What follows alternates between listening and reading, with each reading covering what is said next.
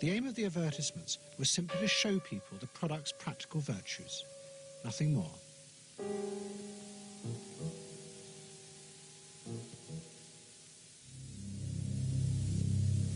What the corporations realized they had to do was transform the way the majority of Americans thought about products.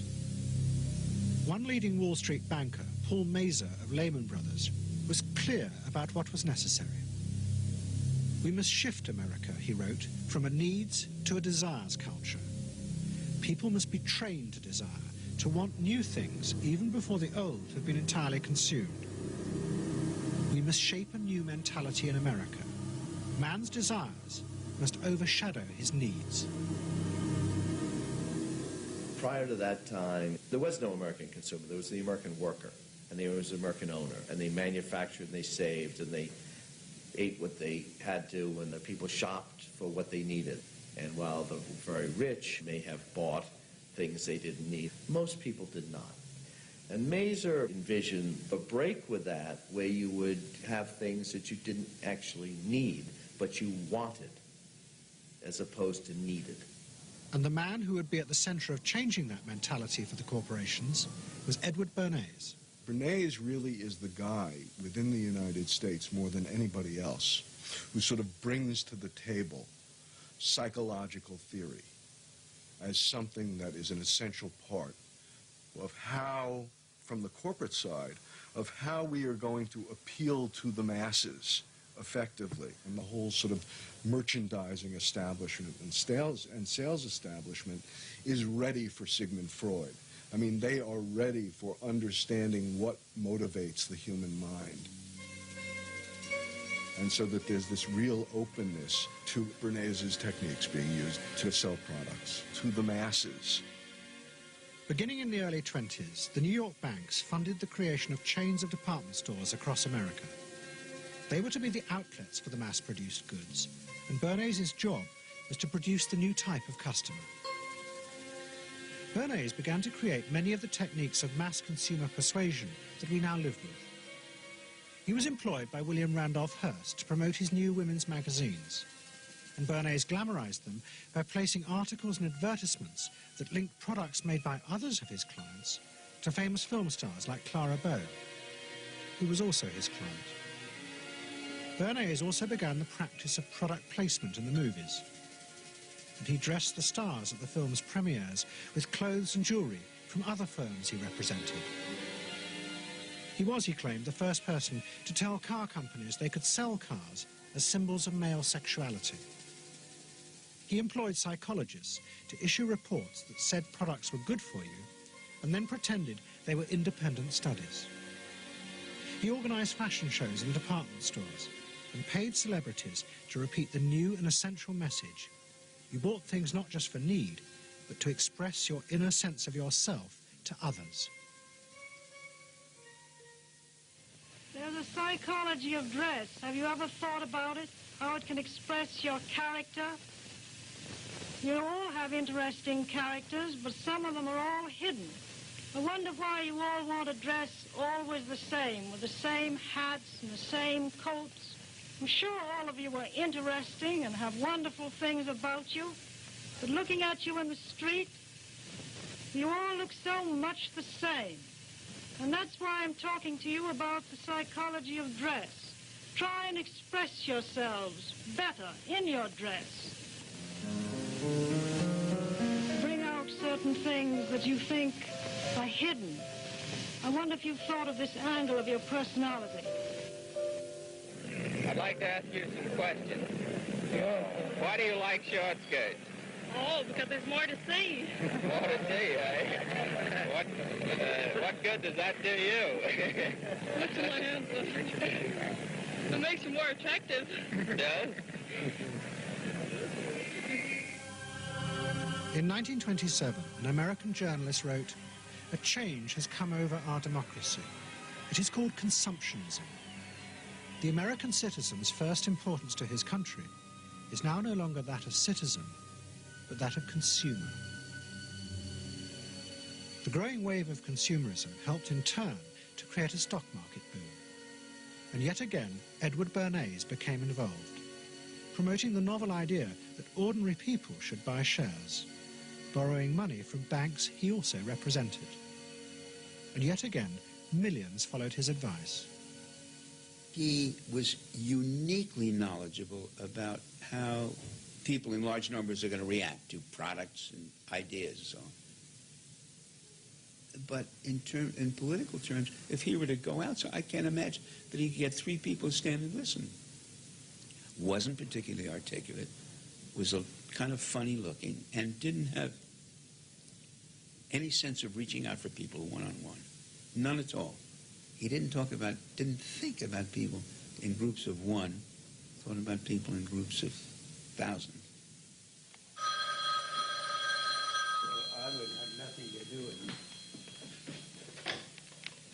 Hello? Bernays soon became famous as the man who understood the mind of the crowd. And in 1924, the president contacted him. President Coolidge was a quiet, taciturn man and had become a national joke. The press portrayed him as a dull, humorless figure. Bernays' solution was to do exactly the same as he had done with products. He persuaded 34 famous film stars to visit the White House. And for the first time, politics became involved with public relations. And I lined up these 34 people, and I'd say, "What's your name?" He'd say, "Al Jolson." I'd say, "Mr. President, Al Jolson."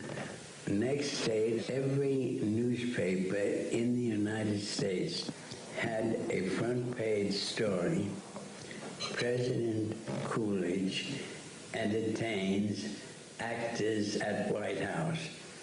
And the Times had a headline which said, "President nearly laughed." And everybody was happy. But while Bernays became rich and powerful in America, in Vienna, his uncle was facing disaster. Like much of Europe, Vienna was suffering an economic crisis and massive inflation, which wiped out all of Freud's savings. Facing bankruptcy, he wrote to his nephew for help. Bernays responded by arranging for Freud's works to be published for the first time in America, and began to send his uncle precious dollars, which Freud kept secretly in a foreign bank account. He was Freud's agent, if you will, to get his books published. Well, of course, once the books were being published, Eddie couldn't help himself but promote these books, see that everybody read them, make them controversial, emphasize the fact that, do you know what Freud says about sex and what he says cigarettes are a symbol of and so on and so forth? How do you suppose all those stories got out? Certainly the academics weren't spreading these around the country. Eddie Bernays was. Then, when Freud became accepted, well then, of course, to go to a client and say, "Well, Uncle Siggy," see, then that had some cachet. But notice there, first Eddie created Uncle Siggy in the U.S., made him acceptable, secondly, and thirdly, then capitalized on Uncle Siggy. Typical Bernays performance. Bernays also suggested that Freud promote himself in the United States. He proposed his uncle write an article for Cosmopolitan, a magazine that Bernays represented, entitled "A Woman's Mental Place in the Home." Freud was furious. Such an idea, he said, was unthinkable. It was vulgar, and anyway, he hated America. Freud was now becoming increasingly pessimistic about human beings. In the mid-20s, he retreated in the summers to the Alps, sometimes staying in an old hotel, the Pension Moritz in Berchtesgaden. It is now a ruin. Freud began to write about group behavior, about how easily the unconscious aggressive forces in human beings could be triggered when they were in crowds. Freud believed he had underestimated the aggressive instincts in human beings. They were far more dangerous than he had originally thought. After World War I, Freud was basically a pessimist. He felt that man is an impossible creature, a very, very sadistic and bad species, and did not believe that man can be improved. Man is a ferocious animal, the most ferocious animal that exists. They enjoy torturing and killing, and he didn't like man. The publication of Freud's works in America had an extraordinary effect on journalists and intellectuals in the 1920s.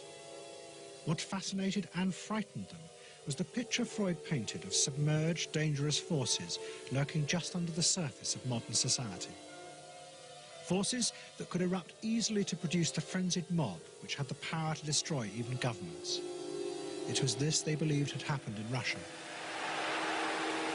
To many, this meant that one of the guiding principles of mass democracy was wrong. The belief that human beings could be trusted to make decisions on a rational basis. The leading political writer, Walter Lippmann, argued that if human beings were in reality driven by unconscious, irrational forces, then it was necessary to rethink democracy. What was needed was a new elite who could manage what he called the bewildered herd. This would be done through psychological techniques that would control the unconscious feelings of the masses. So here you have Walter Lippmann, probably the most influential political thinker in the United States, who is essentially saying that the basic mechanism of the mass mind is unreason, is irrationality, is animality. He believes that the mob in the street, which is how he sees ordinary people, are people who are driven not by their minds but by their spinal cords. The notion of kind of animal drives, unconscious instinctual drives lurking beneath the surface of civilization. And so they started looking towards psychological science as a way of understanding the mechanisms by which the popular mind works, specifically with the goal of figuring out how to understand how to apply those mechanisms to strategies for social control. Edward Bernays was fascinated by Lippmann's arguments and also saw a way to promote himself by using them. In the 1920s, he began to write a series of books which argued that he had developed the very techniques Lippmann was calling for. By stimulating people's inner desires and then sating them with consumer products, he was creating a new way to manage the irrational force of the masses. He called it the engineering of consent. Democracy, to my father, was a wonderful concept, but I don't think he felt that all those publics out there had reliable judgment, and that they very easily might vote for the wrong man or want the wrong thing, so that they had to be guided from above. It's enlightened despotism in a sense. You appeal to their desires and their unrecognized longings, that sort of thing. That you can tap into their deepest desires or their deepest fears and use that to your own purposes. And then, in 1928, a president came to power who agreed with Bernays.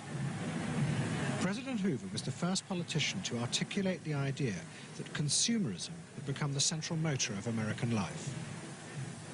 After his election, he told a group of advertisers and public relations men, "You have taken over the job of creating desire and have transformed people into constantly moving happiness machines.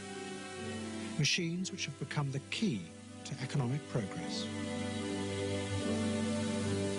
What was beginning to emerge in the 1920s was a new idea of how to run mass democracy.